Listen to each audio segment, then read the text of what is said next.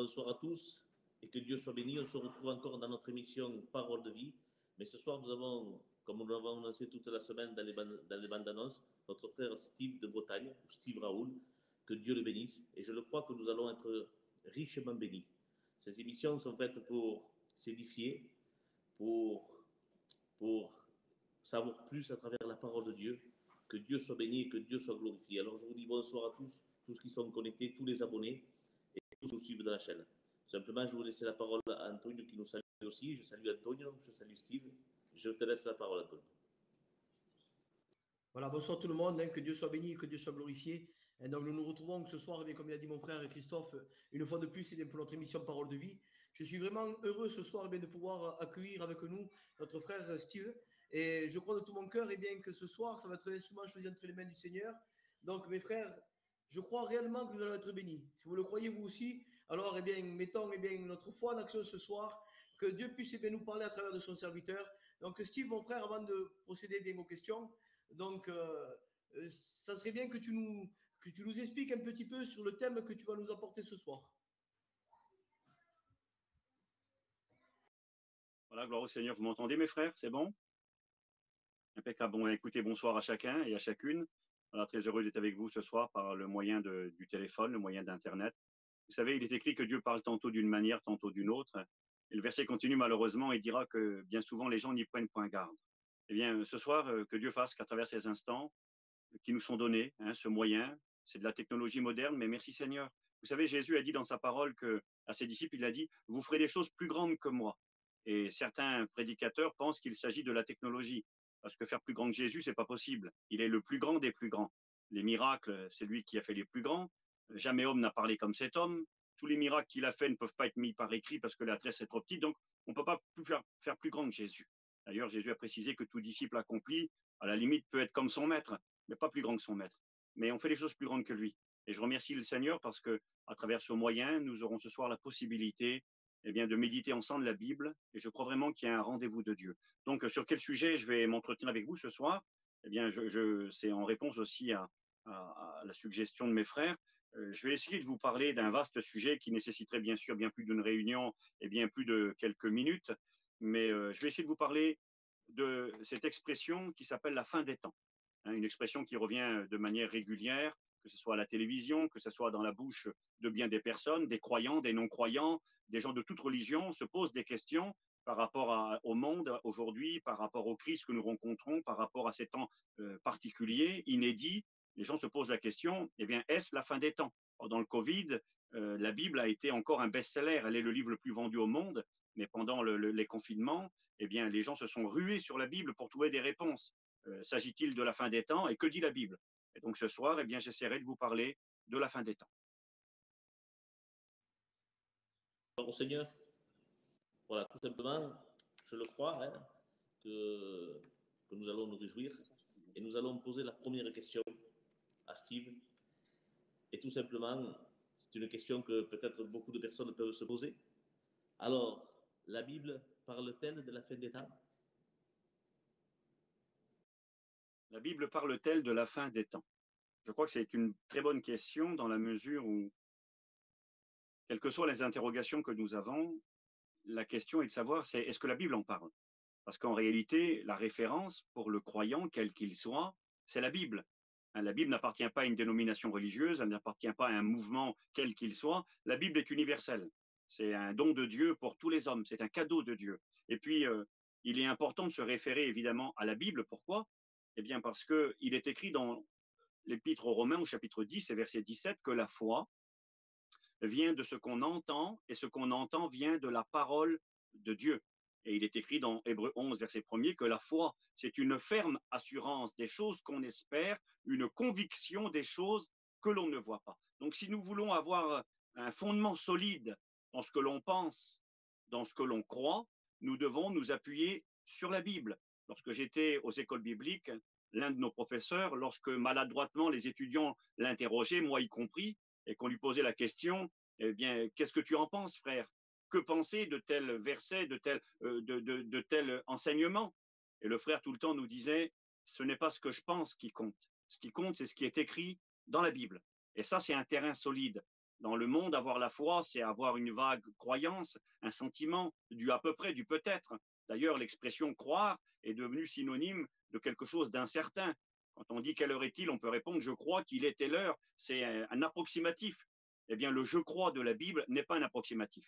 La foi, c'est une ferme assurance. C'est quelque chose de sûr, quelque chose de solide, mais pour que ça soit solide et que ça soit la foi et non une croyance, non une superstition, il faut que ça soit fondé sur l'écriture. Donc la question, la Bible parle-t-elle de la fin des temps? Eh bien, la réponse est oui. Et je vais vous lire quelques versets.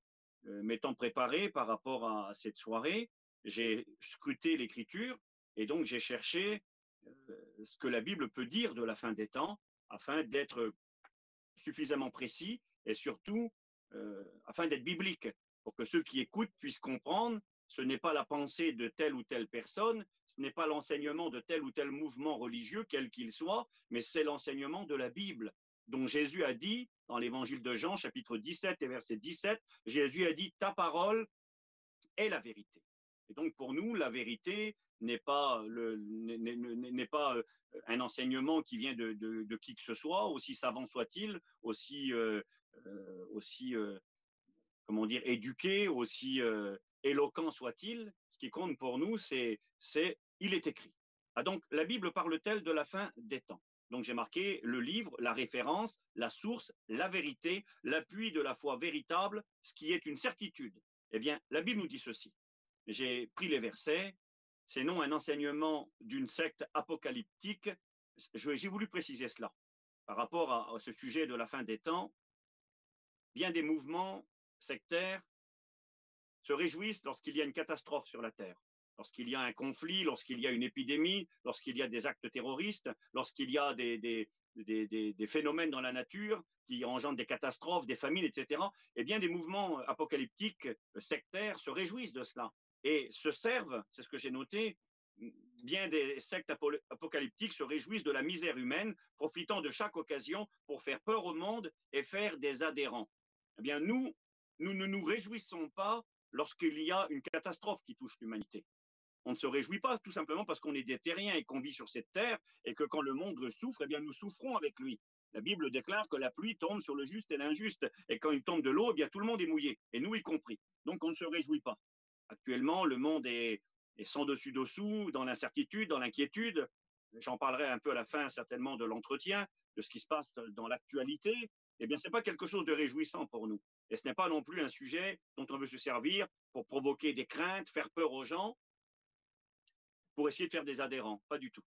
Nous ne faisons pas de prosélytisme pour attirer les gens dans une religion ou un mouvement. Nous prêchons l'évangile afin que les gens, au contact de la parole de Dieu, puissent prendre une position devant la personne de Jésus-Christ. Alors, nous croyons le livre, la Bible.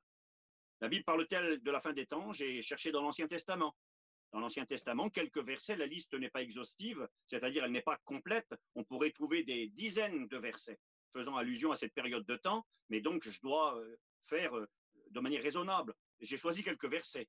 Ézéchiel, chapitre 7, versets 5 et 6, nous dit « Ainsi parle le Seigneur l'Éternel, un malheur unique. » Il parle de malheur. « Voici, il vient. La fin vient, la fin vient. » Ézéchiel, le prophète, qui a vécu il y a environ 2600 ans en arrière, nous annonçait qu'un jour, la fin viendrait et qu'elle serait accompagnée d'un malheur unique, c'est-à-dire quelque chose inédit, jamais vu. Mais je passe, sans trop commenter. Daniel, dans l'Ancien Testament, toujours un prophète, qui nous a écrit un livre qui est un apocalypse. Il faut distinguer une prophétie. Parfois, les prophètes parlaient et annonçaient des événements qui pouvaient changer. Jonas, prophète de l'Éternel, poussé par l'Esprit, va avertir la ville de Ninive d'un jugement imminent. Il connaît l'échéance. Il dit dans 40 jours, Ninive est détruit. C'est annoncé, c'est de Dieu, c'est Dieu qui anime son messager. Et pourtant, le jugement n'aura jamais lieu 40 jours plus tard. Pourquoi? Parce qu'une prophétie est donnée pour que ceux qui l'écoutent puissent prendre position. Et s'ils se repentent et qu'ils changent de direction, alors Dieu n'accomplira pas la sentence. C'est la vocation de bien des textes prophétiques. Mais quand un apocalypse est donné, l'apocalypse est une révélation sûre et certaine des choses qui vont arriver inévitablement. Eh bien, quand un apocalypse est donné, on a le livre de l'Apocalypse, Révélation. Daniel est un livre apocalyptique qui annonce des événements qui s'accompliront inévitablement. Pas parce que Dieu les veut forcément.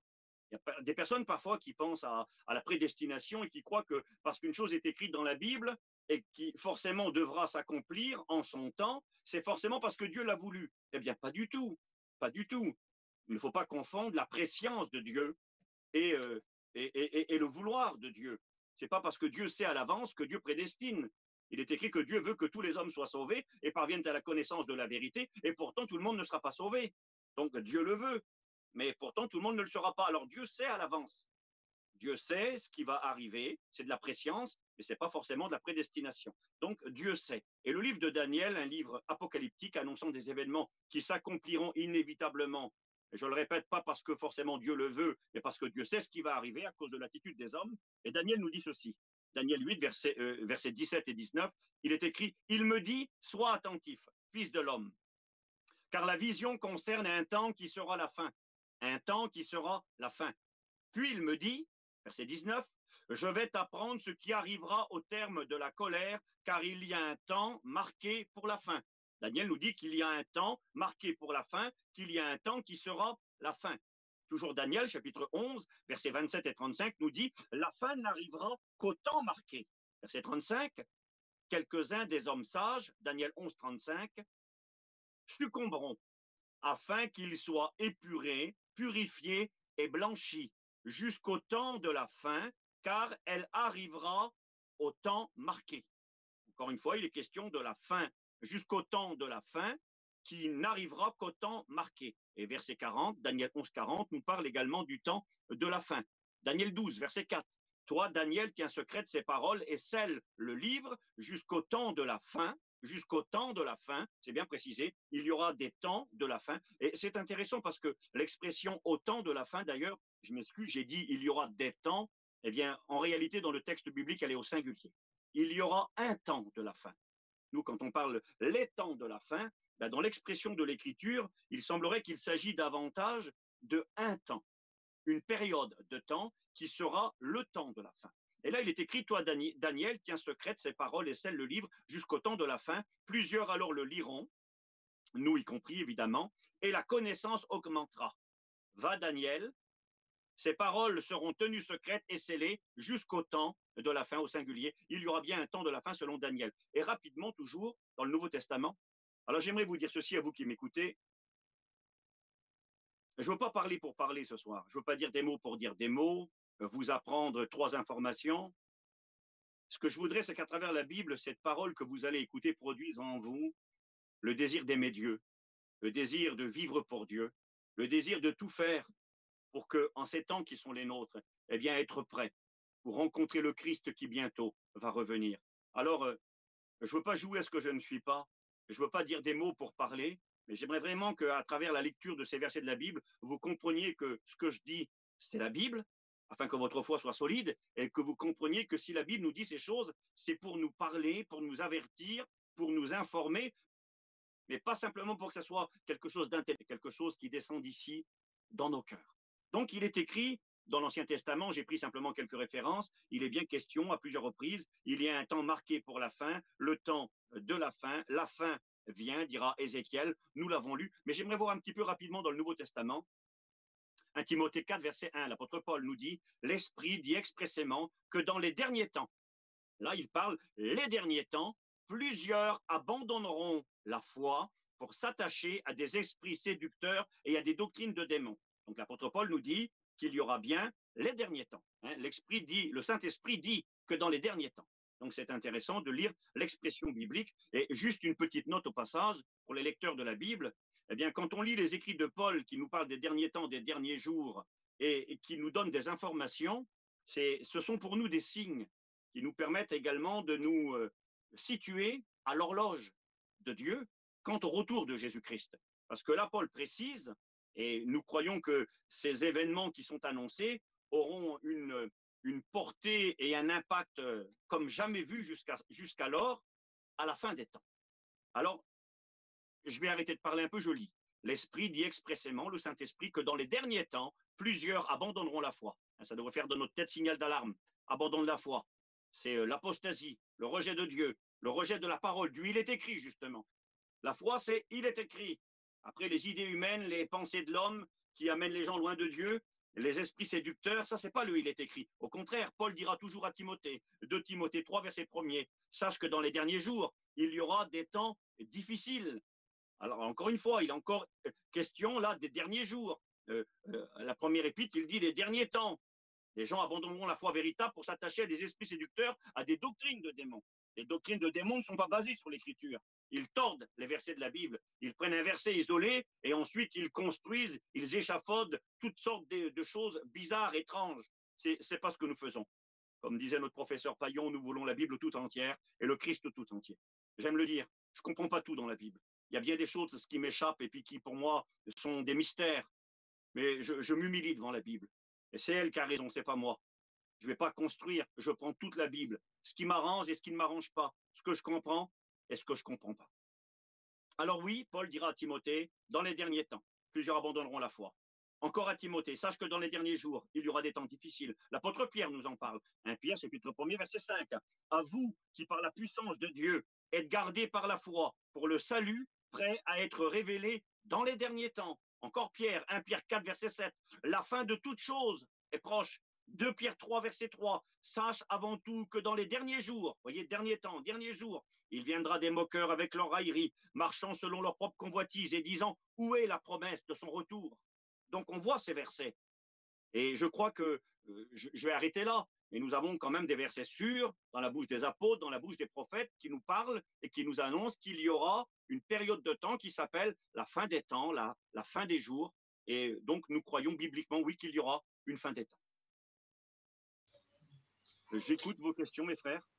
Bien, gloire à Dieu, mon frère. Eh bien, c'est bien expliqué. Hein, je crois de tout mon cœur. Eh bien, c'est vrai que c'est quand même un thème assez compliqué. Mais de la manière que nous sommes en train de développer cette émission, eh bien, c'est bien expliqué. Et je crois réellement que c'est en train d'éclairer beaucoup de points pour lesquels eh bien, il peut y avoir des questions dans lesquelles on se pose. Et je bénis Dieu parce que ce soir, eh bien, nous avons eh bien, la possibilité de pouvoir eh bien, être éclaircis, surtout sur ces temps difficiles. On sait qu'il y a beaucoup de personnes dans lesquelles eh bien, ils ont commenté, eh bien, essayé d'exprimer ce sujet que, comme tu as dit eh bien, au début de cette interview, c'est un vaste sujet. Et il y aurait tellement à dire, mais en réalité, je crois que c'est bien, chaque question, je pense qu'elles sont bien résumées pour pouvoir eh bien, qu'on puisse les comprendre. Que Dieu soit béni et glorifié. Voilà, Steve, mon frère, je voulais te poser cette question. Qu'est-ce que la fin des temps? Gloire au Seigneur. Donc c'est bien de comprendre, et c'est ce que j'ai voulu vous rappeler sans trop commenter, j'essaye. Et je veux le redire.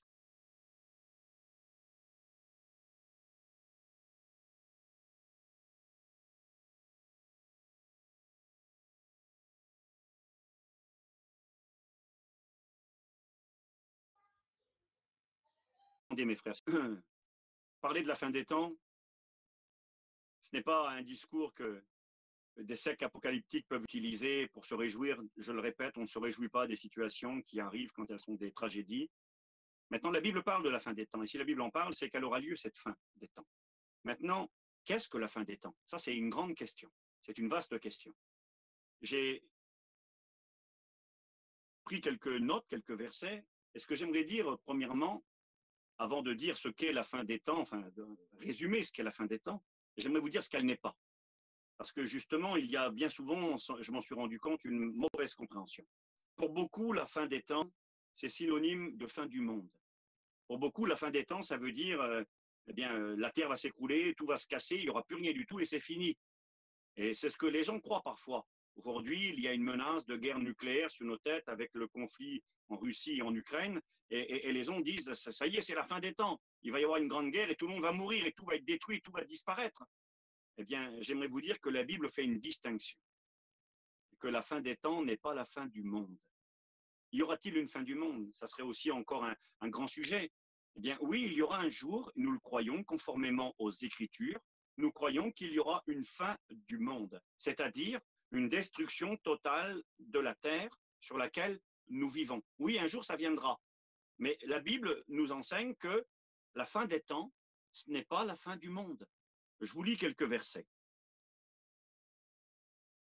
Matthieu 13, versets 39 et 40.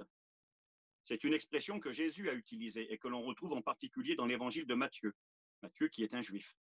Et puis, c'est écrit comme ça, Matthieu 13, versets 39 et 40. La moisson, c'est la fin du monde. Or,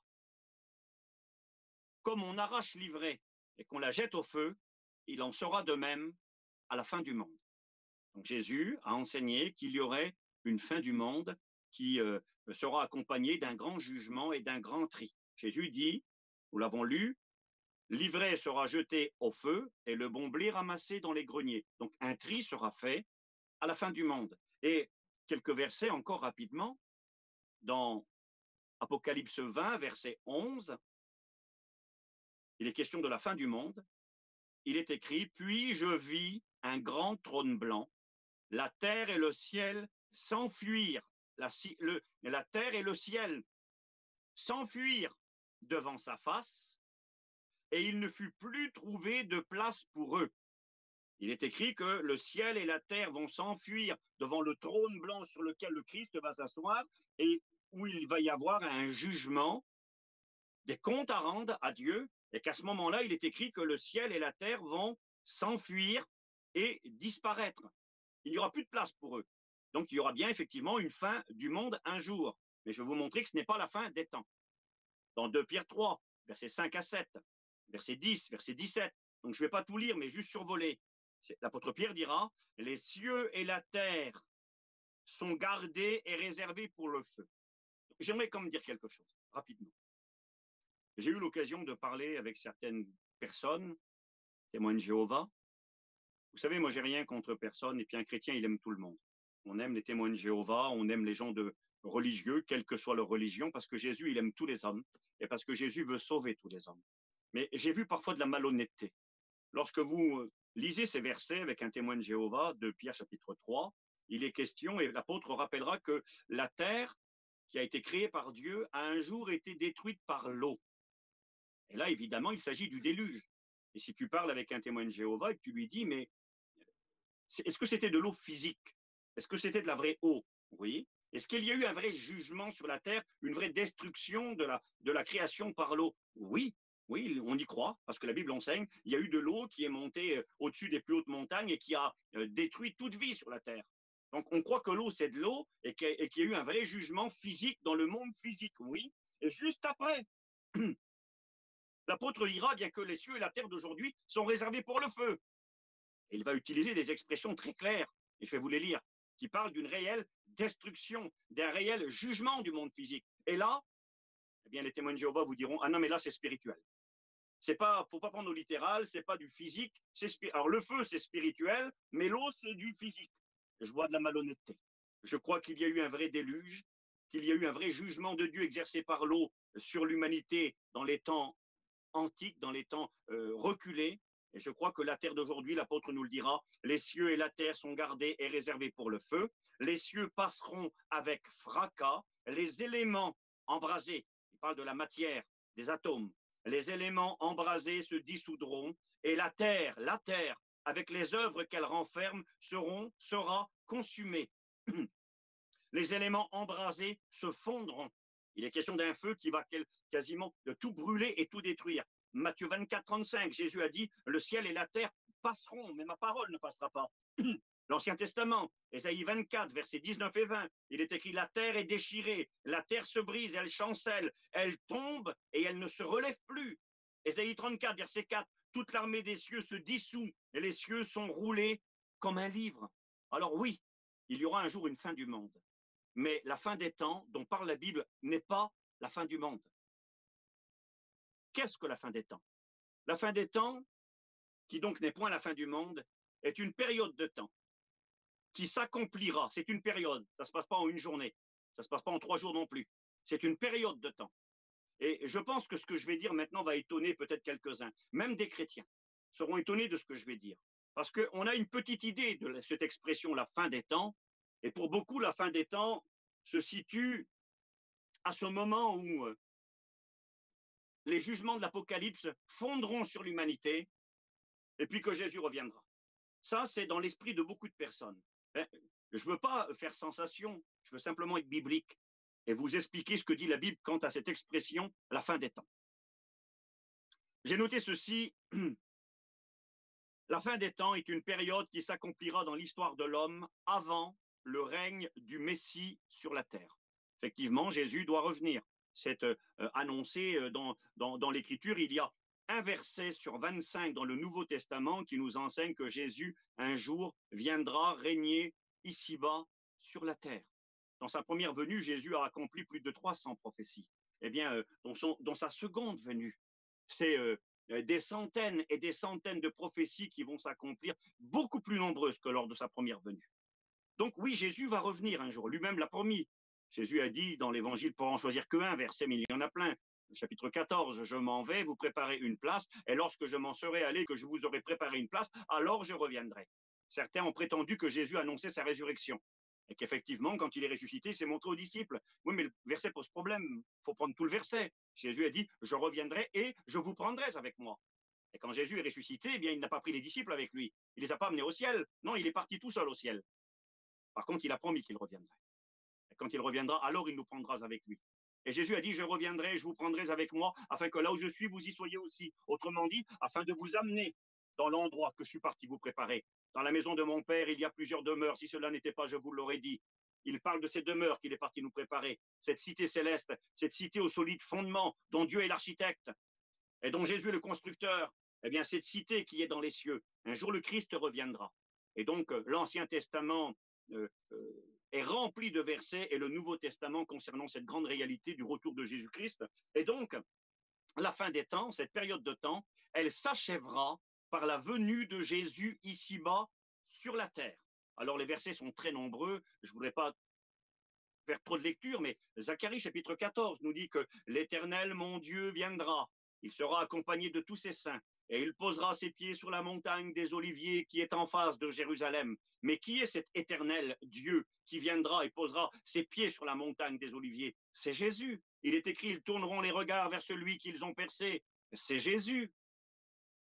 Dans les Actes des Apôtres, chapitre 1er, quand Jésus monte au ciel et que des anges apparaissent, des anges diront aux apôtres, pourquoi regardez-vous au ciel? Ce Jésus qui est monté au ciel reviendra de la même manière qu'il est monté au ciel. Et il est écrit qu'ils partirent de la montagne des Oliviers et qu'ils retournèrent à Jérusalem. Donc Jésus est monté au ciel de la montagne des Oliviers. Il reviendra un jour sur cette montagne. Oui, il reviendra sur cette terre et il régnera. C'est pourquoi je vous disais que la fin des temps n'est pas la fin du monde. À la fin des temps, Jésus reviendra sur cette terre. Il instaurera un royaume de paix, un royaume universel. La terre deviendra un immense paradis. Nous ne croyons pas au paradis éternel sur la terre, mais nous croyons que la terre sera transformée. Et ça, on le trouve dans tous les prophètes de l'Ancien Testament et expliqué également dans le livre de l'Apocalypse au chapitre 20. Il est question de ce temps que l'on appelle le millénium. Oui, Jésus reviendra. J'ai noté ceci. Cette période de temps s'accomplira dans l'histoire de l'homme avant le règne du Messie sur la terre, qui transformera le monde en un grand paradis et accomplira, écoutez bien, accomplira les promesses faites à Abraham, Isaac et Jacob au sujet d'Israël. C'est très important. Je ne voudrais pas faire d'histoire avec vous, mais il y a eu une discussion dans l'histoire, dans l'histoire, c'était en 1263. Je me suis rappelé cette conversation. Il y a eu on a appelé ça la controverse de Barcelone. C'était une discussion sur la demande du roi de l'époque en Espagne, à Barcelone. On a convoqué un rabbin et on a convoqué un prêtre catholique. Et on les a mis face à face. Et la grande question était, Jésus est-il le Christ? Est-il le Messie? Et là, le curé, le théologien, a exposé ses convictions religieuses. Il a dit, oui, Jésus est le Christ. Il a accompli les prophéties. Et donc, il a cité les fameuses 300 prophéties environ que Jésus a accomplies dans sa première venue. Il est né de manière miraculeuse, il est né d'une jeune femme, il est né à Bethléem, il grandira à Nazareth, il sera crucifié sur une croix, il exercera son ministère dans le pays de l'ombre et de la mort, c'est-à-dire dans la région de la Galilée des gentils. Tout était précisé. Il finirait crucifié, il ressusciterait, on mettrait son corps dans le tombeau d'un riche et il serait vendu pour 30 pièces d'argent. Enfin, tout était écrit. Effectivement, donc, monsieur le curé s'est bien débrouillé et a donné des éléments bibliques prouvant que Jésus était le Christ. Et là, le rabbin a pris sa position. Et il a commencé à parler. Il a dit, c'est intéressant ce que vous dites, monsieur le curé, mais il dit, il y a des gros problèmes. Il dit, Jésus ne peut pas être le Messie. Ah bon, pourquoi alors?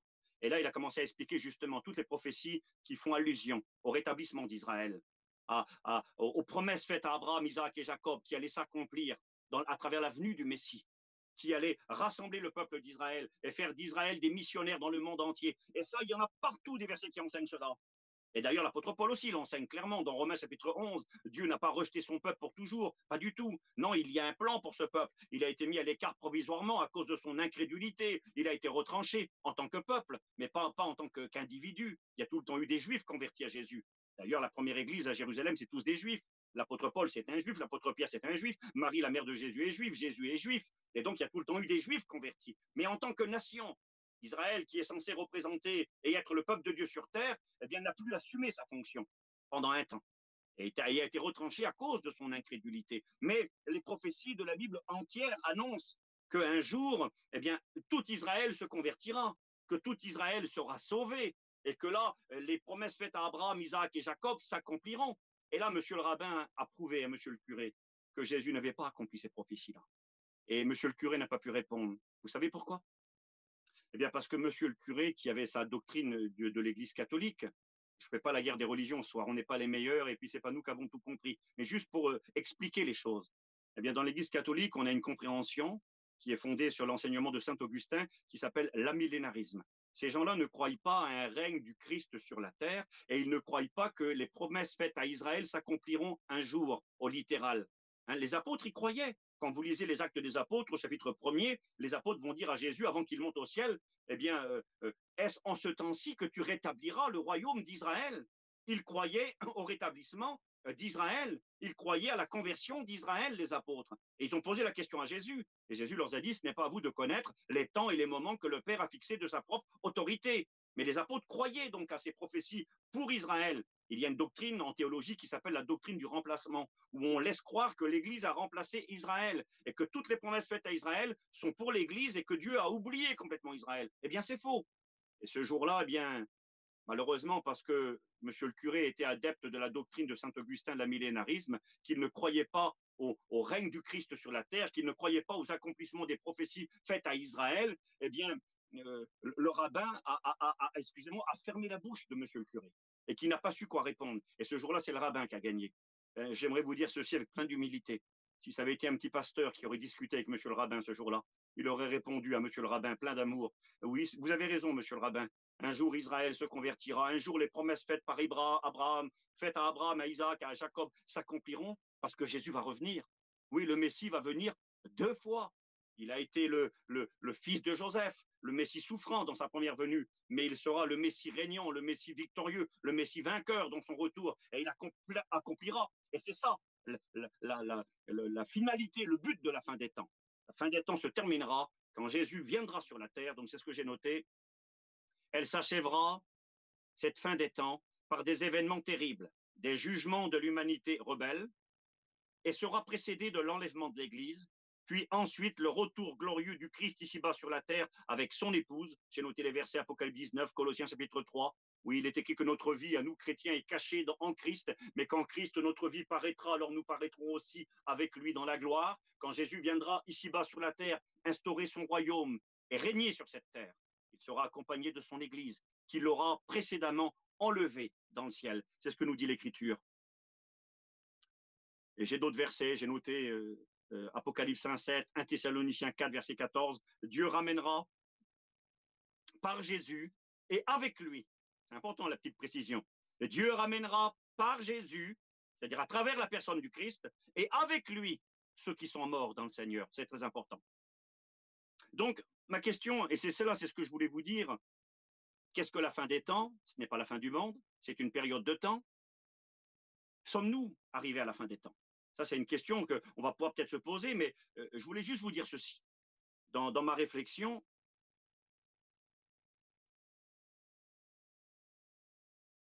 la fin des temps a-t-elle commencé?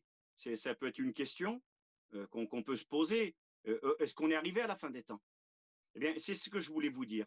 Et c'est ça, je crois, qui peut peut-être étonner certains. La fin des temps, figurez-vous, a commencé il y a, ça va peut-être étonner certains ça. Certains vont dire 10 ans, 5 ans, 20 ans, 30 ans, combien de temps?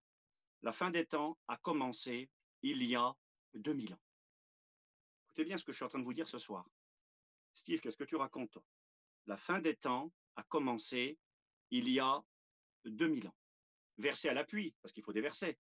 Oui, cette période a commencé il y a presque 2000 ans avec la première venue du Messie. Où est-ce que c'est écrit? J'ai marqué, c'est l'une des raisons pour laquelle Jean le Baptiste prêchait l'imminence et l'instauration du règne du Christ sur la terre, l'imminence du jugement. Anne, la fille de Phanuel, la vieille prophétesse de 84 ans, eh bien, elle annonçait la délivrance d'Israël à travers la personne de Jésus. Les disciples d'Emmaüs, quand Jésus va mourir et que le dimanche, ils ne l'ont pas vu ressusciter, et que Jésus vient à leur rencontre, et ils ne le reconnaissent pas, dit la Bible. Et puis là, il va y avoir ce partage, ce dialogue dans l'évangile de Luc au chapitre 23 ou 24, c'est pas très grave. Il va y avoir ce dialogue, et puis il est écrit qu'ils vont dire à Jésus, nous pensions que ce serait lui qui délivrerait Israël. Et nous voyons que les croyants dans la Bible, les disciples, eh bien, attendaient tous cette délivrance. Ils attendaient ce règne du Messie sur la terre. Et donc, ils croyaient, à cause de cela, que c'était la fin de la fin des temps. Je vous donne les versets. J'ai marqué ceci. Hébreux 1, verset 2. Écoutez bien. L'Épître aux Hébreux, chapitre 1er, verset 2. Dieu, l'auteur de l'Épître dira, Dieu, dans ces derniers temps, il parle des derniers temps. Dieu, dans ces derniers temps, nous a parlé par le Fils. Hébreux 9, verset 26. À la fin des siècles, la fin des siècles, c'est traduit par la fin des temps. C'est le mot aion, le mot grec. Alors, à la fin des siècles, à la fin des temps, Jésus est paru une seule fois pour abolir le péché par son sacrifice. L'auteur de l'Épître aux Hébreux dit que dans les derniers temps, Dieu nous a parlé par son Fils. Il parle de la venue de Jésus. Et il dira au chapitre 9, verset 26, qu'à la fin des siècles, Jésus a paru une seule fois pour le péché.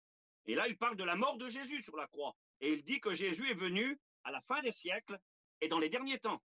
Dans les Actes des Apôtres, chapitre 2, verset 17, souvenez-vous, le jour de la Pentecôte, quand le Saint-Esprit a été répandu sur l'Église naissante, il y a 2000 ans, souvenez-vous. Les gens sont arrivés au bruit qu'ils se fuient et ils ont cru et ils ont dit que les disciples qui avaient été baptisés dans le Saint-Esprit étaient saouls. Et là, l'apôtre Paul va se lever, prendre la parole et va dire, ces gens que vous voyez ne sont pas ivres. Il est 9 heures du matin. Écoutez bien, là on est 2000 ans en arrière, la naissance de l'Église. Je regarde l'heure, ça fait 30 minutes, 39 minutes que je vous parle, je vais me dépêcher. Eh bien, Acte 2, 17 et 15 nous dit, 17, mais verset 15, Pierre dira, ces gens ne sont pas ivres, il est 9 heures du matin. Écoutez bien, verset 16, c'est ce qui a été dit par le prophète Joël. Verset 17, dans les derniers jours, dit Dieu, je répandrai mon esprit sur toute chair. Pierre, il est en train de dire aux gens qui l'écoutent, eh bien, ce que vous voyez là, c'est une prophétie de Joël qui a annoncé que dans les derniers jours, et pour l'apôtre, eh bien, ce qui se passait avec la naissance de l'Église, eh bien, c'était les derniers jours. C'était les derniers jours. L'Épître aux Hébreux nous parle des derniers temps, de la fin des siècles. 1 Corinthiens 10, verset 11, Paul dira, ces choses ont été écrites pour nous servir d'exemple et notre instruction à nous. Donc, il se met bien dans le lot. Il dit à nous qui sommes parvenus à la fin des siècles. Donc, on voit bien que Paul, que ce soit Pierre, que ce soit l'auteur de l'Épître aux Hébreux, avait ce sentiment, avec Jésus qui était venu mourir sur la terre des hommes pour racheter l'humanité, avait le sentiment de dire, Dieu a parlé à la fin des temps par son Fils, le Fils, à la fin des siècles, s'est offert en sacrifice, l'Église qui naît à Pentecôte, eh bien, l'apôtre dira que c'est une prophétie de Joël qui annonce le Saint-Esprit qui est répandu sur les hommes dans les derniers temps. 1 Pierre, chapitre 1er, verset 20. Pierre dira, vous avez été rachetés par le sang précieux du Christ. C'est bien l'Église, ça, qui a été rachetée. C'est bien grâce au sacrifice de Jésus sur la croix. Et Pierre dira, il y a 2000 ans, vous avez été rachetés par le sang précieux de Christ. J'ai marqué l'Église. Prédestinée, cette Église. Je le répète, pas prédestiné dans le sens prédestination. Dieu a décidé qui était sauvé, qui était perdu. Non. Dieu veut que tous les hommes soient sauvés et parviennent à la connaissance de la vérité. Jésus a pleuré sur Jérusalem et il a dit combien de fois ai-je voulu te rassembler comme une poule rassemble ses poussins, mais tu ne l'as pas voulu. Il y a le libre arbitre de l'homme. Dieu sait, mais ce n'est pas parce qu'il sait qu'il veut. Mais là, le verset nous parle de l'Église. Cette Église qui a été rachetée par le sang précieux du Christ, il est écrit, prédestinée avant la fondation du monde et manifestée à la fin des temps. Alors là, c'est marqué directement. Manifestée à la fin des temps à cause de vous. Et on se voit bien que l'apôtre parle du sacrifice du Christ, parle de l'Église, et il parle de la fin des temps. Et Jacques, chapitre 5, verset 3. Vous avez ramassé des trésors dans les derniers jours. Il parle à des gens, et c'est au présent qu'il leur parle, à ces gens-là. Les derniers jours. 1 Jean 2, verset 18. Petits enfants, c'est la dernière heure. Alors là, c'est plus le dernier jour, c'est plus les derniers temps, la dernière heure. Il dit, petits enfants, c'est la dernière heure, et comme vous avez appris qu'un antéchrist vient, j'ai noté ceci, les derniers temps, les derniers jours, la dernière heure ont commencé lors de la première venue de Jésus. Donc ça, c'était important de le comprendre. La fin des temps n'est pas la fin du monde. La fin des temps est une période qui a commencé avec la venue et qui se terminera avec le retour du Seigneur sur la terre pour instaurer son règne. Ça, donc, c'était important aussi, je crois, de le comprendre. Donc, je ne sais pas, est-ce que vous avez une autre question, peut-être? Béni soit Dieu, gloire à Dieu. Nous voyons que c'est clair. Tout a été clair, tout est compréhensible. J'aimerais qu'on passe directement à la dernière question. Alors, la dernière question, c'est que pouvons-nous penser de la situation mondiale actuelle par rapport à la fin des temps? D'accord. Bah, écoutez, je vais vous parler un petit peu de ce qui se passe aujourd'hui dans le monde, mais j'aimerais juste vous dire ceci. Avant de vous parler de la situation actuelle, certains diront, mais Steve, alors, tu viens de nous dire que la fin des temps, elle a commencé il y a 2000 ans. Donc, aujourd'hui, est-ce que ça nous permet de nous situer, nous, quelque part? Où est-ce qu'on est alors? Si ça fait 2000 ans, ça peut durer encore 10 000 ans, peut-être. Alors, c'est comment? Ça a commencé il y a 2000 ans. On veut des réponses sur la fin des temps. Et en vrai, la question, c'est, sommes-nous à la fin des temps? Eh bien, écoutez ce que moi j'aimerais vous dire ce soir. J'aimerais vous dire ceci. La fin des temps, elle a commencé avec la venue du Seigneur il y a 2000 ans. D'accord, on l'a compris. Maintenant, ce que j'aimerais vous dire, c'est que ces 2000 ans qui se sont écoulés auraient pu ne pas se dérouler. Je ne vais pas dire que aurait pas dû, non, mais aurait pu ne pas se dérouler. Si Israël avait accepté son Messie il y a 2000 ans quand Jésus est venu. Jean chapitre 1er, verset 12 nous dit que la parole est venue chez les siens et que malheureusement les siens ne l'ont pas reçue. D'accord? C'est Israël qui n'a pas voulu. Certains pensent que c'est Dieu qui volontairement a endurci Israël pour sauver le monde. C'est faux. Non, Dieu n'a pas voulu endurcir Israël. C'est écrit noir sur blanc, Romains chapitre 11, on pourrait lire ensemble si vous le voulez. Il est écrit qu'ils ont été retranchés à cause de leur incrédulité. Et puis vous savez, si c'était Dieu qui avait volontairement rejeté son peuple, eh bien c'était du cinéma, ce que Jésus aurait fait. Quand Jésus pleure en rentrant dans la ville, et puis quand il parlera à Jérusalem et qu'il dira Jérusalem, Jérusalem, combien de fois ai-je voulu te rassembler comme une poule rassemble ses poussins sous ses ailes, mais il précisera, vous ne l'avez pas voulu. Et puis dans Luc chapitre 19, quand il rentre dans la ville de Jérusalem sur le dos de l'ânon et que Jésus pleure, eh bien Jésus va dire, tu n'as pas connu le temps où tu as été visité. À cause de cela, tes ennemis viendront, ils te détruiront, toi et tes enfants au milieu de toi, parce que tu n'as pas connu ce temps. Donc, Israël n'a pas accepté son Messie en tant que nation. Je le répète, il y a tout le temps eu des chrétiens juifs. Mais en tant que nation, ils ont dit non. Et Jésus est reparti au ciel. C'est écrit, vous lirez chez vous dans Osée chapitre 6. Je m'en irai, dit le Seigneur. Chapitre 5, à la fin du chapitre. Il dit, je m'en irai, je retournerai dans ma demeure. Jésus repart au ciel. C'est ce que la Bible nous enseigne. Le Messie est reparti au ciel. Mais jusqu'à quand, combien de temps? C'est écrit, noir sur blanc. Vous lirez Osée chapitre 6 à partir du verset 1er. Jusqu'à quand c'est marqué? C'est marqué jusqu'à ce qu'ils s'avouent coupables et qu'ils cherchent ma face. Quand ils seront dans le malheur, ils chercheront ma face. Et puis c'est précisé là, le retour du Messie. Sa venue est aussi certaine que celle de l'aurore. Il viendra pour nous comme la pluie du printemps qui arrose la terre. Oui, le Christ va revenir. Les siens n'ont pas voulu de lui. Pas parce que Dieu l'a voulu, mais parce qu'eux ne l'ont pas voulu. Et Dieu, eh bien, a manifesté le plan qui était caché en lui depuis l'éternité. C'était un mystère, le mystère de l'Église. Ce mystère, on l'a appelé la parenthèse. Il y en a qui n'aiment pas cette expression, c'est pas grave, qu'on l'aime ou qu'on l'aime pas. Ce qui est sûr, c'est que l'Église était cachée en Dieu. Et que justement, c'est ce qui a fait s'étendre ces fameux temps de la fin. Effectivement, quand Jésus est venu il y a 2000 ans sur la terre des hommes, Jésus serait-il mort? Oui, il serait mort. Il fallait qu'il meure pour sauver l'humanité, parce que sans effusion de sang, il n'y avait pas de pardon. Il fallait que Christ donne sa vie comme victime expiatoire et qu'il meure sous le bois infâme de Golgotha, qu'il soit maudit, qu'il soit que la colère, que le châtiment divin tombe sur lui pour racheter l'humanité. Oui, Jésus serait mort. Il serait ressuscité et il aurait instauré son règne sur la terre. Et la fin des temps aurait duré les quelques années de vie que Jésus a eu ici-bas sur la terre. Et la fin des temps s'est prolongée dans le temps. J'ai noté ceci, l'Église, une parenthèse, un mystère qui va bientôt toucher à sa fin, très bientôt. Excusez-moi, je voulais vous dire quelque chose qui, je crois, est important. Voilà ce que j'ai noté. La fin des temps est-elle commencée? Oui, nous l'avons vu, elle est commencée depuis 2000 ans. Mais moi, écoutez ce que j'ai compris. Cette période de temps qui est la fin des temps, qui s'est prolongée à cause de l'attitude d'Israël et du plan secret de Dieu, qui était le salut de toutes les nations, hommes et femmes, des païens qui allaient venir à la connaissance de Dieu, qui allaient composer l'Église de Jésus-Christ. Et ça s'est prolongé dans le temps. Et nous savons de par l'Écriture que le temps de l'Église va s'écouler sur une période de 2000 ans. D'ailleurs, c'est ce que précise le prophète Osée. Je leur rendrai la vie, dit le Seigneur. Il parle du peuple d'Israël. Jusqu'à quand, Seigneur? Jusqu'à ce qu'ils s'avouent coupables et qu'ils cherchent ma face. Et là, il dit, je leur rendrai la vie dans 2 jours. Et le 3e jour, ils vivront devant moi. Et on s'est aperçu en étudiant les psaumes et les dires de l'apôtre Pierre que ces 2 jours étaient des périodes de 1000 ans, 2000 ans, hein, donc 2 jours, 2000 ans. Et il est écrit, le 3e jour, ils vivront devant moi. Et là, c'est le millénium.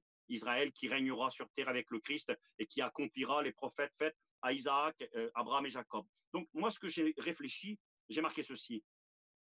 Alors oui, la fin des temps est commencée, cela depuis 2000 ans environ, mais j'ai marqué alors et nous en sommes où dans cette fin des temps? Parce que c'est ça la grande question en réalité. Eh bien, j'ai marqué ceci. Je crois, Bible en main, que nous sommes arrivés à la fin de la fin des temps. Écoutez bien ça. Nous sommes arrivés à la fin de la fin des temps.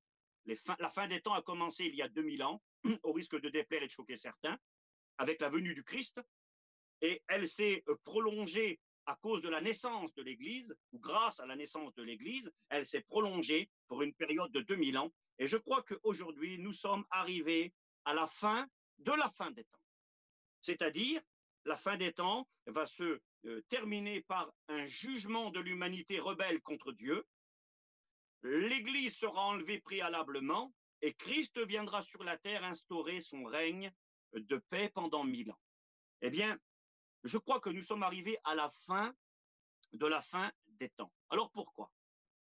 Je vais vous parler un petit peu par rapport à la question du frère, de l'actualité aujourd'hui, qui, je crois, nous parle régulièrement de cette fin, de la fin des temps, où nous sommes arrivés maintenant aujourd'hui.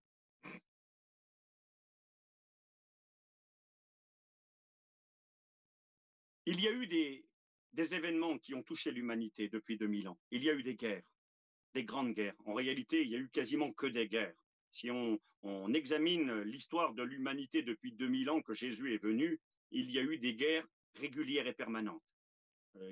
Israël, 40 ans après que Jésus soit venu et qu'il soit mort et ressuscité, eh bien, a été détruite. Le peuple d'Israël a été ravagé, a été déporté de son pays. Jérusalem a été complètement détruite 40 ans après la mort et la résurrection du Christ environ. Et puis, le peuple a été errant parmi les nations, et depuis 2000 ans, combien de guerres et de souffrances? Combien de persécutions? Le XXe siècle a été le sommet, le XXe siècle. La fameuse Première Guerre mondiale, presque 20 millions de morts, 17-18 millions de morts. La Deuxième Guerre mondiale, environ 60-70 millions de morts. Ça représente la France aujourd'hui. Et les gens ont dit plus jamais ça. Des guerres mondiales, accompagnées de grosses épidémies. 1917, la grippe espagnole, 100 millions de morts, plus que les 2 guerres à la fois. L'une des plus grandes épidémies. Donc, il y a eu des grandes catastrophes. Et il y a eu souvent la tentation, dans les 2000 ans d'histoire de l'Église, de dire, eh bien, on est arrivé à la fin de la fin des temps. Le Christ revient, il va instaurer son règne. On écoute parler de guerre, de bruit de guerre, de tremblements de terre, de famine, d'épidémie. Et c'était une réalité, ces choses. Eh bien, Jésus ne pouvait pas venir il y a 100 ans en arrière. Parce qu'on n'était pas arrivé à la fin de la fin des temps. Alors, sur quoi s'appuyer? Sur la Bible. Dans l'évangile de Luc, au chapitre 21, verset 7, les disciples ont posé la question au Seigneur. Vous trouvez ça dans Matthieu 24, verset 3. Matthieu 24, Luc 21 et Marc 13 parlent de cette discussion que les apôtres ont eue avec Jésus quand Jésus a annoncé la destruction du temple de Jérusalem et de la ville de Jérusalem. Les apôtres ont posé des questions au Seigneur et ils ont posé 3 questions. Et ils lui ont dit, Jésus, quel sera le signe de la destruction du temple? Quel sera le signe de ton avènement, c'est-à-dire de ta venue en tant que roi pour régner le royaume de Dieu sur terre? C'est ce qui va arriver à la fin des temps. Quand la fin des temps sera terminée, Jésus sera revenu sur la terre et va instaurer son règne ici-bas. Eh bien, les apôtres ont posé la question, quel sera le signe?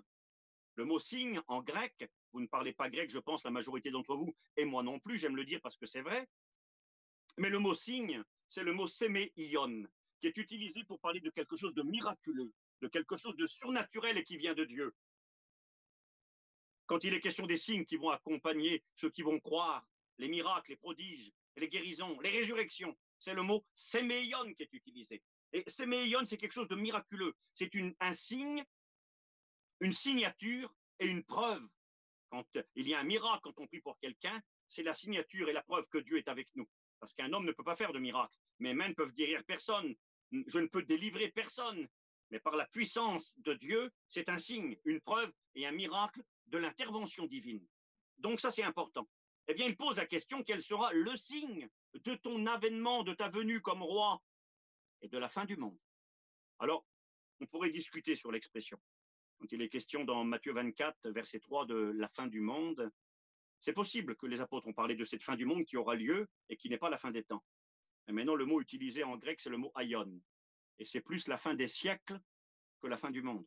Donc on peut croire que les apôtres ont fait allusion à la même chose. Quand Jésus a dit que le temple allait être détruit, eh bien, ils ont tellement été paniqués, ils se sont dit, si le temple est détruit, c'est la fin du monde, ou c'est la fin des temps toujours. Au moins la fin des temps, et c'est le règne du Messie.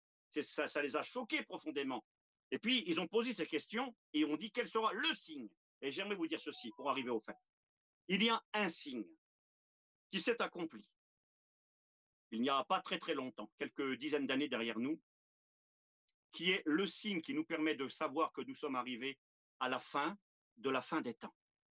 Je le répète, la fin des temps a commencé il y a 2000 ans et nous sommes arrivés aujourd'hui à la fin de la fin des temps. Ça veut dire que Christ va revenir, l'Église va partir dans le ciel et les jugements de Dieu vont s'abattre sur la terre avant le règne du Messie. C'est ce que nous annonce tout l'Apocalypse. Et puis, bien des versets de l'Ancien Testament et de l'enseignement de Jésus et des apôtres. Le signe, séméion, signature, preuve. Il faudrait une réunion complète pour en parler de ce signe. Eh bien, le signe, c'est Israël. C'est Israël. La situation d'Israël au XXe siècle, dans la première partie du XXe siècle, n'était pas celle qui est la nôtre aujourd'hui. Et c'est la raison pour laquelle Jésus ne pouvait pas revenir. C'est la raison pour laquelle nous n'étions pas arrivés à la fin de la fin des temps. Il fallait que le signe s'accomplisse. Et Jésus a précisé, vous lirez chez vous, dans Luc 21 en particulier, verset 7, Jésus a parlé de Jérusalem, a parlé à Israël. Il leur a dit, vous serez emmenés captifs parmi les nations. Vous allez tomber sous le tranchant de l'épée. Destruction du temple en l'an 70. Vous serez emmenés captifs parmi toutes les nations et Jérusalem sera foulée aux pieds par les nations jusqu'à ce que le temps des nations soit accompli. Et quand le temps des nations sera accompli, Jésus parle et il fait une comparaison. Il dit, quand vous voyez le figuier qui fleurit, vous dites l'été est proche. Eh bien, de même, quand Jérusalem ne sera plus foulée aux pieds par les nations, eh bien, Jésus dit, cette génération ne passera pas que mon retour se fasse. Alors, c'était quoi ce signe? Jésus avait annoncé la destruction du temple, le temple a été détruit. Israël a été emmené captif parmi toutes les nations, comme Jésus et les prophètes l'avaient annoncé. Ils ont erré pendant 2000 ans. Le pays d'Israël est devenu une immense solitude. Un grand désert au sud et au nord des marécages, invivables. Il n'y avait quasiment plus d'habitants dans ce pays-là, un pays qui était quasiment mort. Des hommes sont allés au 19e siècle, des écrivains, des savants, un écrivain breton, Ernest Renan, Chateaubriand, Mark Twain, un Américain. Ils ont visité ce pays, ils ont tous fait le même rapport, le même constat. Israël, un pays quasiment détruit, plus rien. Jérusalem complètement mort, plus rien, excepté quelques Bédouins et quelques Juifs qui venaient pour mourir à Jérusalem. Il n'y avait plus rien, tout était détruit. Il semblait que le pays était comme mort. Et la Bible avait annoncé, et ça partout dans l'Écriture, et Jésus y compris, avait annoncé qu'un jour le peuple d'Israël reviendrait dans son pays. Et si vous voulez des dates, j'en ai noté quelques-unes brièvement, parce que pour moi, ça a été le début de la fin des temps. En 1881, il y a le premier, on appelait ça la première Aliyah. Aliyah, c'est le retour pour les Juifs en Israël. Il y a eu le premier retour d'une grosse communauté de jeunes Juifs qui venaient en Israël non plus pour y mourir, mais pour y vivre et espérer reconstruire le pays. Ils voulaient fuir les persécutions dans leur pays, en Russie justement, en Roumanie et dans les pays de l'Est. Et ils ont décidé de fuir et de partir. Ils étaient environ 25 à 30 000. On les a appelés les Bilous. C'est une expression pour les Juifs qui vient d'un verset de la Bible. Beth, la maison de Jacob reviendra, refleurira. Et ils sont revenus en Israël. Ils ont acheté des terres. C'était à l'époque les Ottomans, les Turcs ottomans qui régnaient sur Israël. Et là, à partir de 1881, certains d'ailleurs situent là le commencement de la fin des temps. Ils se trompent.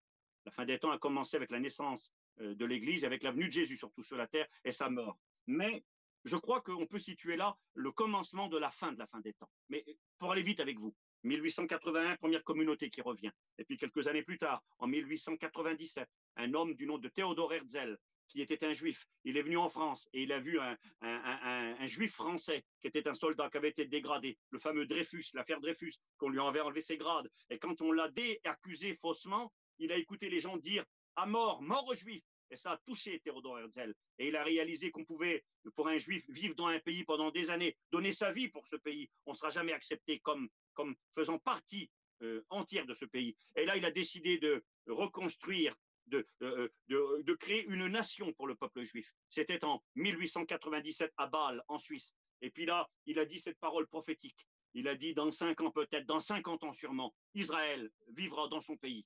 Et c'était terrible. Quelques années se sont écoulées.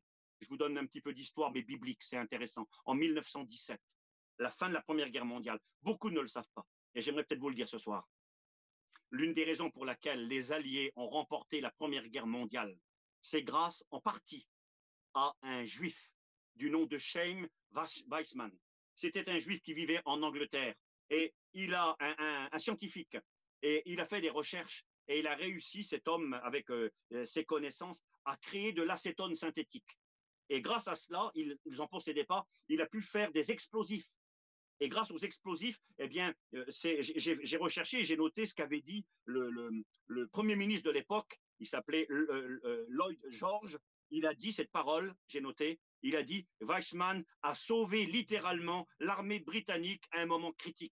Parce qu'il a trouvé le moyen de faire des armes pour la guerre, et quelque part, il a fait remporter la victoire aux Alliés, la Première Guerre mondiale.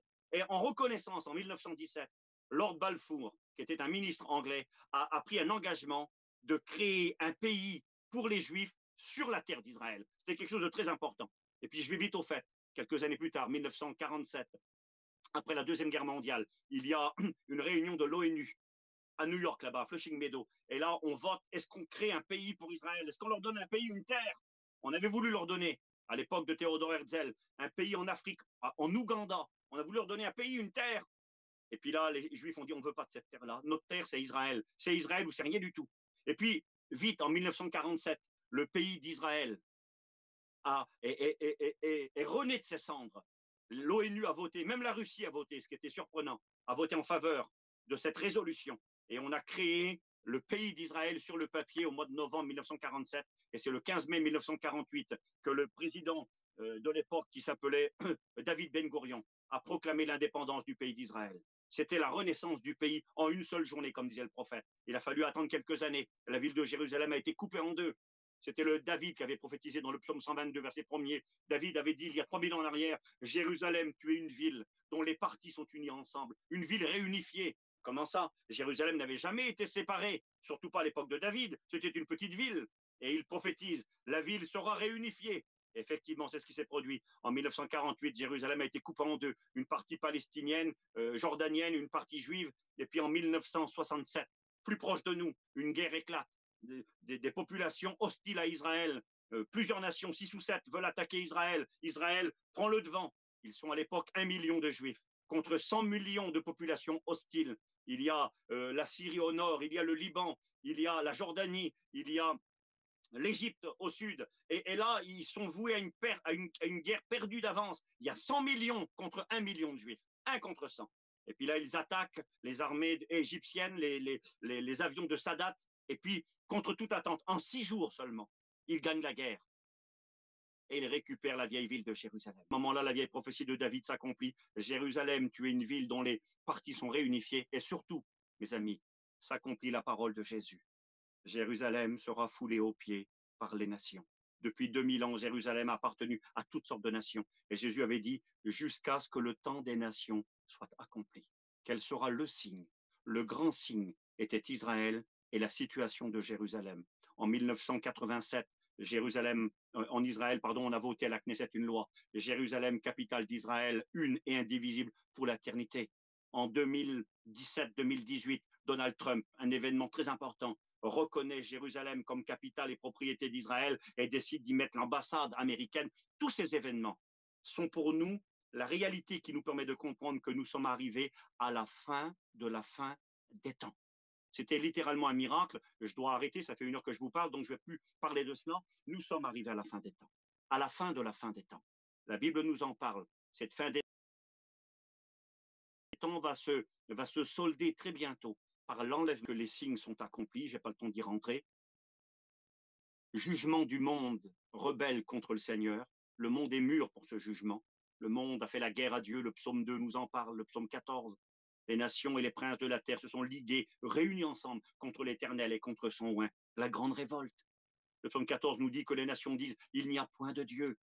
Et ils se livrent à toutes sortes d'impudicités. Vous lirez l'Épître aux Romains, chapitre 1er. Vous lirez encore l'apôtre Paul qui parle dans 2 Thessaloniciens, chapitre 2, et qui nous parle de cette apostasie des temps de la fin, de cette révolte et de cette rébellion contre l'Éternel. Nous y sommes. Le monde fait la guerre à Dieu. Le monde a tourné le dos à Dieu, ne veut pas de Dieu. Et bientôt, il y aura des comptes à rendre à Dieu. Il y aura des jugements. Nous sommes arrivés à la fin de la fin des temps. Aujourd'hui, la situation a changé à cause d'Israël et à cause de Jérusalem.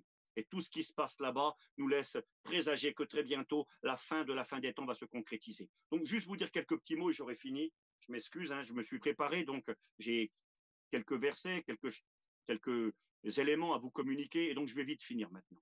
La question de notre frère, la dernière était celle-ci, mais je jugeais bon de vous rappeler cela. Nous sommes arrivés à la fin de la fin des temps. Rappelez-vous cela. La fin des temps a commencé il y a 2000 ans.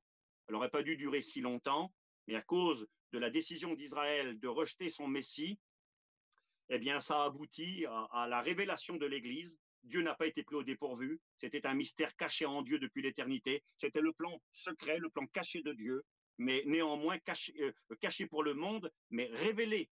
Et donc, depuis 2000 ans, l'Église est venue, cette parenthèse qui était cachée dans le Seigneur. Bientôt, ces 2000 ans vont se terminer et le grand signe, à savoir Israël et Jérusalem, est accompli au littéral. Et c'est ce qui nous permet de savoir que nous sommes arrivés à la fin de la fin des temps et que l'Église va bientôt partir dans la gloire. Maintenant, vous donner quelques éléments. Que penser de la situation mondiale actuelle et de la fin des temps? Le monde, aujourd'hui, qu'en est-il? Nous sommes toujours, et cela depuis 2 ans environ, dans une pandémie de coronavirus qui fait peur à l'humanité et qui a fait mettre en place surtout des lois, des restrictions, des moyens, des façons de vivre que l'on n'avait jamais expérimentées. Le confinement, quasiment toute la Terre confinée, c'est du jamais vu dans l'histoire humaine. Le fait d'être contrôlé pour aller à un lieu, entrer et sortir, ça c'est du quasi jamais vu depuis la Deuxième Guerre mondiale, quasi jamais vu. Pendant la Deuxième Guerre mondiale, il y avait des populations, en particulier les Juifs, qui devaient montrer des signes distinctifs leur permettant d'entrer ou pas dans certains lieux. Donc c'était important. Là, aujourd'hui, les passes sanitaires, les contrôles permanents, des citoyens qui deviennent des citoyens de seconde zone en France et dans le monde, c'est quelque chose qui est très important. Donc j'ai marqué ça rapidement. Coronavirus, épidémie, pandémie et ses conséquences, non seulement sanitaires, mais dans le mode de vie. Et je ne veux pas jouer au prophète, en rien, je joue à rien de toute façon, je ne suis pas en train de jouer avec vous. Je suis en train de vous parler de la part de Dieu en tant que serviteur de Dieu. Eh bien, moi, je crois que les conséquences du coronavirus qui ne sont pas finies, qui vont continuer, vont faire que le monde va être de plus en plus répressif. Et réaliser devant, il fallait qu'on remplisse un papier pour avoir le droit de sortir de chez soi, pour aller travailler. Il fallait se cacher quasiment pour aller au magasin faire des courses. C'est quand même très, très important. Hein. Et des lois ont été adoptées de contrôle, de surveillance, hein, avec les systèmes de passe sanitaire et puis les QR codes et tout cela. Et ça va continuer. La guerre en Ukraine, très important. La guerre en Ukraine avec la Russie, du jamais vu depuis la Deuxième Guerre mondiale. Jamais un État souverain n'a envahi un autre État de cette manière-là. On nous parle encore il y a quelques jours en arrière, vous avez eu l'actualité comme moi, le ministre des Affaires étrangères, Lavrov, russe, qui nous parle encore de Troisième Guerre mondiale, possible, avec beaucoup de sérieux, qui nous parle de guerre nucléaire. Il y a 15 jours en arrière, M. Poutine a montré que son missile qu'il a créé, son missile nucléaire qui est le plus grand au monde, hein, l'OTAN l'a surnommé Satan 2, vous en avez écouté parler comme moi, eh bien, il possède entre 12 et 15 têtes nucléaires. Il fait de large, 1000 km au moins, et il est capable de détruire la France entière en une seule fois. Donc, ça fait peur. Et là, il y a 15 jours, on a ce missile sans bombe à l'intérieur, évidemment, et conclusion, ça marche. Le missile fonctionne très, très bien. Donc, c'est important. On nous parle de guerre nucléaire, on nous parle de Troisième Guerre mondiale. La crise en Ukraine va avoir des répercussions aussi, et vous le savez très bien, financières. On va avoir une crise économique. Le coronavirus a frappé durement économiquement les pays de la Terre, mais là, aujourd'hui, avec ce conflit, on ne trouve plus d'huile dans les magasins. Est-ce qu'on aurait cru cela il y a quelque temps en arrière? C'est de la folie, ça. On ne trouve plus d'huile. La farine fait qu'augmenter, le prix des pâtes augmente, le prix du carburant. Bon, ben avant les élections, ça avait baissé un petit peu, mais on voit bien que ça remonte et ça va très vite remonter. Et de bientôt, ça sera un luxe. Peut-être de se nourrir, peut-être de se déplacer. Donc, j'ai marqué guerre en Ukraine avec la Russie, crise majeure économique et alimentaire, état moral du monde et des églises, malheureusement, angoisse et désespoir caractérisés. La course au veau d'or, malgré tout ce mal-être, malgré tout cette angoisse énorme, la course au veau d'or, les gens veulent acheter, construire, vendre, se marier, marier les enfants, réussir, planter, on veut continuer et on en veut et on court. Le rejet de Dieu. Moi, j'ai noté ceci, je vais vite terminer. Ça fait 1h08 qu'on est ensemble, donc je m'excuse, ça fait peut-être un peu trop long pour certains, mais je voulais vous dire ceci. Quand on met ensemble l'état général du monde, avec toutes les crises confondues, beaucoup d'hommes politiques aujourd'hui arrivent à la conclusion que le seul moyen de sauver l'humanité, c'est de mettre en place un système de gouvernance mondiale. C'est le seul échappatoire, parce que les crises sont internationales, les crises touchent tout le monde, le corona touche tous les pays, les menaces terroristes touchent tout le monde, les menaces nucléaires, ça touche tout le monde, les menaces économiques, alimentaires touchent tout le monde, et ils arrivent à la conclusion que la seule option est de mettre en place un gouvernement mondial effectif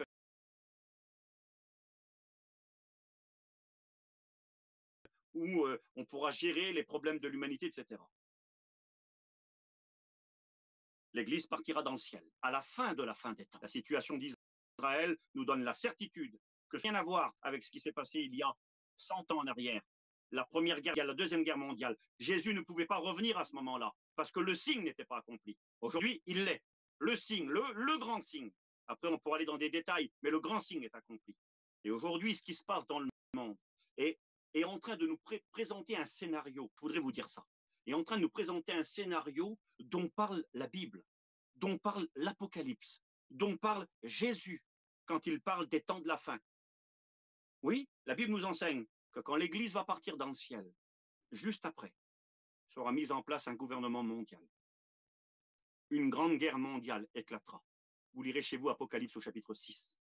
Il est écrit que la paix va être ôtée de la terre et les hommes vont s'entretuer les uns les autres. Une grande guerre mondiale. Il est écrit qu'il y aura des temps de crise économique et de famine. Les gens travaillent une journée entière pour gagner 1 kilo de pain, 1 kilo de farine. Donc, c'est-à-dire très, très peu.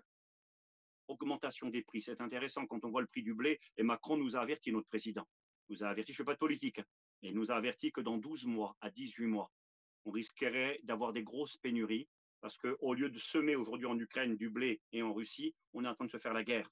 Et donc, on n'aura plus de blé. On a déjà des manques d'huile dans les magasins, des pénuries alimentaires. L'avenir est très, très sombre. La Bible nous enseigne que quand l'Église part, gouvernement mondial, guerre, crise économique, famine, épidémie, il est dit qu'un quart de l'humanité mourra.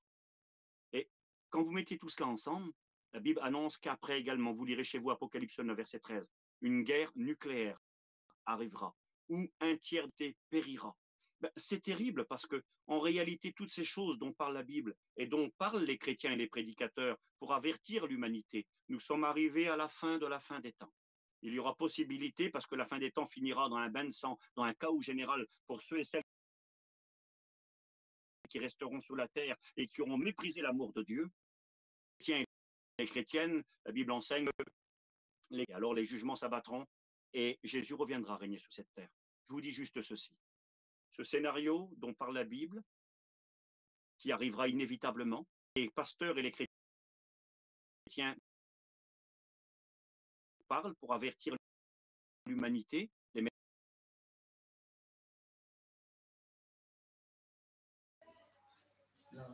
Oui, ça a bugué. Donc on a un petit bug, là ça va redémarrer. Hein, on va reprendre là où le frère a eu un bug.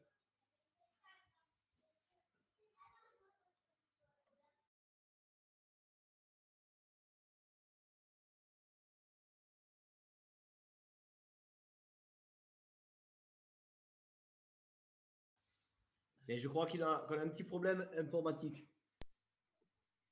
Est-ce que vous m'entendez? J'aurai fini dans 3-4 minutes. Non, ça a bugué un petit moment, mon frère. Donc, ça serait bien d'essayer de reprendre un tout petit peu pour qu'on puisse comprendre bien la conclusion de la question. D'accord. Ça fonctionne là? Oui, impeccable. D'accord. Bah, écoutez, mes frères, je vais juste reprendre brièvement. Donc, je vous ai simplement fait remarquer, je crois fermement à la fin des temps.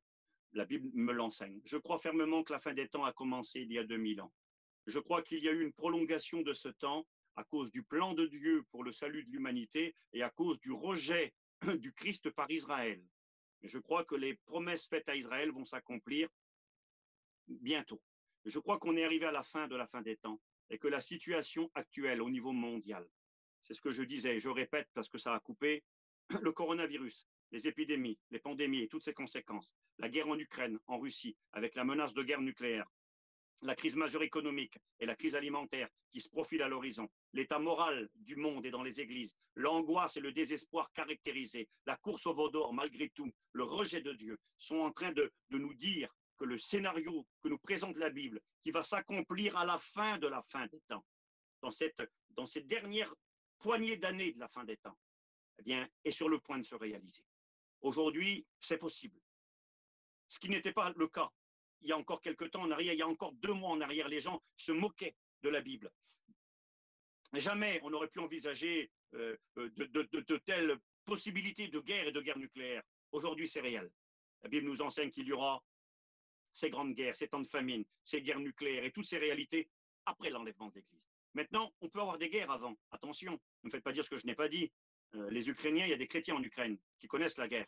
Et demain, la France peut connaître des guerres. Donc, je ne sais pas si on connaîtra des guerres, mais ce que je sais avec certitude, c'est qu'après l'enlèvement de l'Église, il y aura un gouvernement mondial effectif, il y aura une grande guerre mondiale, il y aura une guerre nucléaire, il y aura des épidémies, il y aura des temps de famine, le blé va coûter très cher, et c'est exactement ce qui arrive aujourd'hui. Et ce que je crois, moi, c'est que ce qui était risible il y a 2 mois en arrière ne l'est plus aujourd'hui. C'est que le scénario de l'Apocalypse peut s'accomplir aujourd'hui, peut s'accomplir demain. Et ça, c'est très important. On a le signe, Israël, Jérusalem. Je pourrais vous parler de risque de conflit avec Israël, avec l'Iran qui veut détruire Israël aujourd'hui. La Bible nous en parle. Les grands alliés de la Russie, la Bible nous en parle. Donc, tout ça est mûr. Et le monde d'aujourd'hui est en train de préparer le dernier acte de la fin des temps, c'est-à-dire les de l'Apocalypse, les jugements de l'Apocalypse, elles peuvent s'accomplir à n'importe quel moment aujourd'hui, obligé d'y croire. Alors pour nous, oui, nous croyons que nous sommes arrivés à la fin de la fin des temps. Nous va bientôt revenir.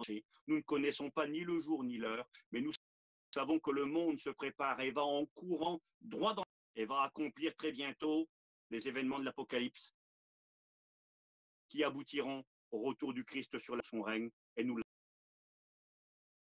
l'attendons. Donc voilà, je m'excuse et j'espère que ces moments bénéfiques qu'ils auront pu vous éclairer et surtout vous motiver à aimer Jésus, à être prêt pour son retour, parce que sa parole est la vérité, elle s'accomplit et s'accomplira toujours. Que Dieu vous bénisse. Merci Antonio et merci à Christophe. Que Dieu vous bénisse. Gloire à Dieu, que Dieu soit béni et glorifié. Voilà, mon frère, vraiment, nous nous sommes réjouis à travers de la parole de Dieu. Et c'est pas que tu as été long. C'est un thème que nous avons besoin peut-être d'un peu plus de temps pour pouvoir un peu plus s'exprimer. Donc, je pense que dans les jours à venir, dans les prochaines émissions que nous ferons de parole de vie, eh bien, pourquoi pas te réinviter sur le même sujet, mais pour avoir un peu plus d'explications sur d'autres détails que certainement ce soir tu n'as pas eu le temps de rentrer dans le sujet. Et je crois de tout mon cœur qu'il y a tellement de choses à dire, tellement de choses à débattre, que je pense que ça serait bien que nous prendrons le temps de refaire une émission avec toi sur ce thème-là. Alors bien sûr, on te laissera la liberté de choisir le moment, parce que tu sais que c'est par quinzaine que nous faisons ces réunions-là. Donc nous te laisserons le temps de te préparer et de nous parler un peu plus des signes, peut-être, tu vois, des prophéties qui ont montré ce qui mène aujourd'hui à cette fin, plutôt cette fin des temps, comme on avait très bien compris que la fin des temps n'est pas la fin du monde, mais la fin d'une période, pour que nous puissions être encore un peu plus éclairés autour de cette parole. Que Dieu te bénisse abondamment, mon frère Steve. Nous nous sommes réjouis à travers à l'écoute de cette parole. Et comme je dis, tu n'as pas été long. Il te manquait encore du temps pour pouvoir nous expliquer encore un peu plus. Que Dieu te bénisse, mon frère. Je laisse la place sur mon frère Christophe. Que Dieu vous bénisse. Gloire au Seigneur, gloire à Dieu. Nous sommes vraiment réjouis à travers cette parole de la fin des temps. Et c'est une réalité. J'ai trouvé que ça a été clair, bien expliqué. Béni soit Dieu. Et je pense que la majorité des personnes ont compris. Gloire au Seigneur.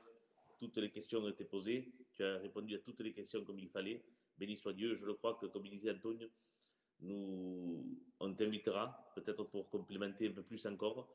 Mais je pense que ça a été bénéfique pour chacun de nous, pour tous qui ont écouté. Alors que Dieu te bénisse, à toi et toute ta petite famille. Voilà, et nous sommes heureux d'avoir fait cette émission avec toi. Voilà, que Dieu bénisse aussi les frères qui ont écouté, qui ont participé, tous qui sont abonnés. Que Dieu vous bénisse abondamment. Voilà, je laisse la parole à Antonio pour qu'il finisse cette émission. Eh bien, béni soit Dieu. Tout a été dit ce soir. Mon frère Steve, on s'est vraiment réjoui. C'était avec un grand honneur pour nous de pouvoir t'avoir ce soir avec nous dans cette émission. C'est vrai, c'est une émission qu'elle démarre à peine. C'est la 4e émission que nous faisons de Parole de Vie. Donc, c'est bien de le faire savoir autour de vous, qu'il y a une émission qui consiste à interviewer un petit peu les serviteurs sur certains thèmes. Et je crois de tout mon cœur que c'est bénéfique pour tout le monde. Alors, on te remercie de tout notre cœur. On remercie tous les frères et sœurs qui sont en train de nous suivre et les bien-aimés du Seigneur qui nous suivent sur YouTube et en direct aussi sur Facebook, dans lesquels nous sommes heureux de les avoir comme auditeurs. Donc, simplement, je dis ça pour conclure. Donc, notre prochaine émission sera le 14 mai avec notre frère Michael de Rebelle. Ça sera sur les fêtes juives. Donc, aussi un thème intéressant. Aussi un thème dans lequel nous allons discuter, nous allons nous enrichir. Comme on dit souvent à l'école biblique, j'ai appris ça de là-bas, moi. Mieux le connaître pour pouvoir mieux le servir. Alors que Dieu soit béni, que Dieu soit glorifié. On vous donne rendez-vous très prochainement pour cette prochaine émission dans Parole de Vie. Je vous dis au revoir à tous, à très très bientôt. Et surtout, n'hésitez pas pour la prochaine émission. Si vous avez des cas de prière et des questions, faites-nous les savoir dans les commentaires. Que Dieu vous bénisse, Steve. Que Dieu te bénisse à toi, à ta famille, à ton foyer. Et à très très bientôt.